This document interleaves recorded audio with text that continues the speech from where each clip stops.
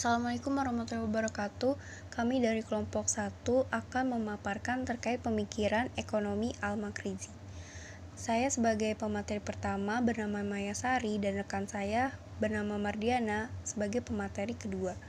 Langsung saja, saya akan memaparkan terkait riwayat hidup Al-Makrizi. Nama lengkap Al-Makrizi ini adalah Taqiyuddin Abu Al-Abbas Ahmad bin Ali bin Abdul Qadir Al-Husaini.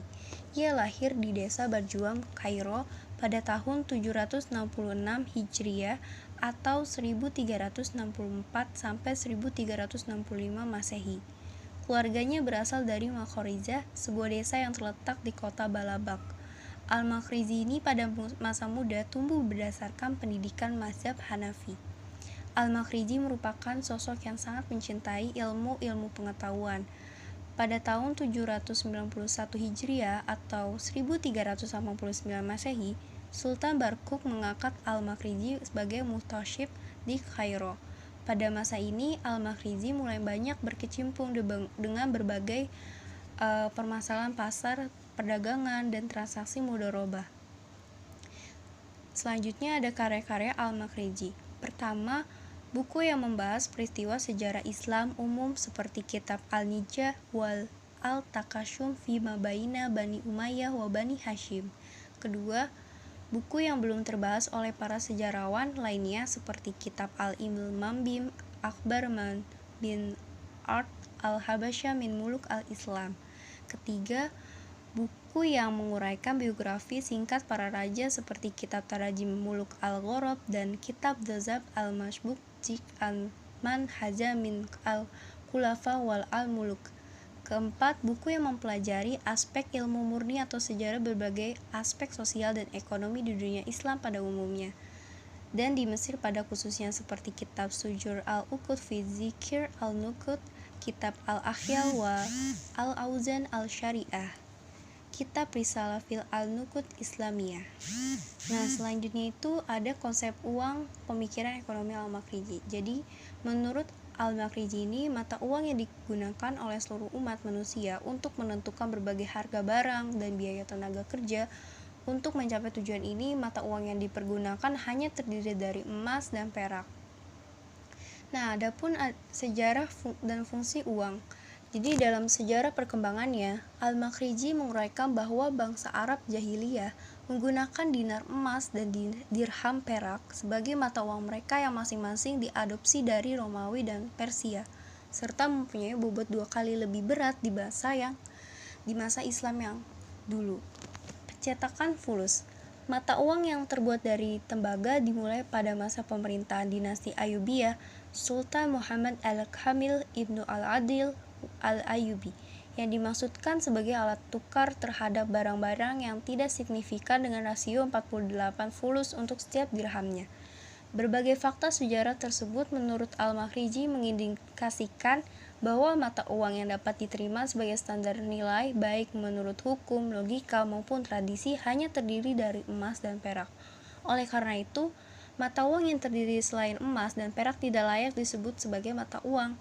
Ia juga menyatakan bahwa keberadaan fulus tetap diperlukan sebagai alat tukar terhadap barang-barang yang tidak signifikan dan untuk berbagai kebutuhan biaya rumah tangga sehari-hari. Dengan kata lain, penggunaan fulus hanya diizinkan dalam berbagai transaksi yang berskala kecil. Nah, adapun implikasi penciptaan mata uang buruk. Al-Makrizi menyatakan bahwa penciptaan mata uang yang buruk ini akan melenyapkan mata uang yang berkualitas baik. Hal ini terlihat jelas ketika menguraikan situasi moneter pada tahun 569 Hijriah. Pada masa ini, mata uang yang dicetak mempunyai kualitas yang sangat rendah dibandingkan dengan mata uang yang telah ada di peredaran. Dalam menghadapi kenyataan tersebut, masyarakat akan lebih memilih untuk menyimpan mata uang yang berkualitas baik dan meleburnya menjadi perhiasan dan melepaskan mata uang yang berkualitas buruk dari peredaran. Akibatnya, mata uang lama keluar dari peredaran. Menurut Al-Makrizi, hal tersebut juga tidak terlepas dari pengaruh pergantian penguasa dan dinasti yang masing-masing menerapkan kebijakan yang berbeda dalam pencetakan bentuk serta nilai dinar dan dirham. Konsep daya beli mata uang. Menurut Al-Makriji, pencetakan mata uang harus disertai dengan perhatian yang lebih besar dari pemerintah untuk menggunakan mata uang tersebut dalam bisnis selanjutnya. Pengabaian terhadap hal ini mengakibatkan terjadi peningkatan yang tidak seimbang dalam pencetakan uang dengan aktivitas produksi, sehingga menimbulkan daya beli real mengalami penurunan. Dalam hal yang demikian, Al-Makriji memperingatkan para pedagang agar tidak terpukau dengan peningkatan laba nominal mereka. Menurutnya, mereka akan menyadari hal tersebut ketika membelanjakan sejumlah uang yang lebih besar untuk berbagai macam pengeluarannya. Dengan kata lain, seorang pedagang dapat terlihat memperoleh keuntungan yang lebih besar sebagai seorang produsen, namun sebagai seorang konsumen, ia akan menyadari bahwa dirinya tidak memperoleh keuntungan sama sekali. Teori inflasi menurut Al-Makriji. Yang pertama adalah inflasi alamiah. Menurut Al-Makriji, ketika suatu bencana alam terjadi, berbagai bahan makanan dan hasil bumi lainnya mengalami gagal panen, sehingga persediaan barang-barang tersebut mengalami penurunan yang sangat drastis dan terjadi kelangkaan. Inflasi karena masalah manusia. Selain faktor alam, beliau menyatakan bahwa inflasi dapat terjadi akibat kesalahan manusia, misalnya adanya korupsi dari para pejabat yang kotor dan administrasi yang buruk, pajak yang berlebihan, dan peningkatan sirkulasi mata uang fulus. Pemikiran Al-Makriji menyatakan bahwa pengangkatan para pejabat pemerintahan yang berdasarkan pemberian suap dan bukan karena kapabilitas akan menempatkan orang-orang yang tidak memiliki kredibilitas pada jabatan penting dan terhormat baik di kalangan legislatif, yudikatif, maupun eksekutif. Peningkatan sirkulasi mata uang fulus.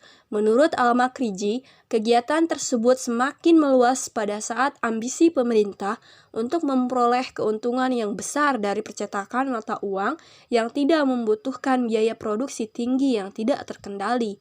Al-Makriji mengemukakan bahwa kebijakan pemerintah tersebut berimplikasi terhadap keberadaan mata uang lainnya.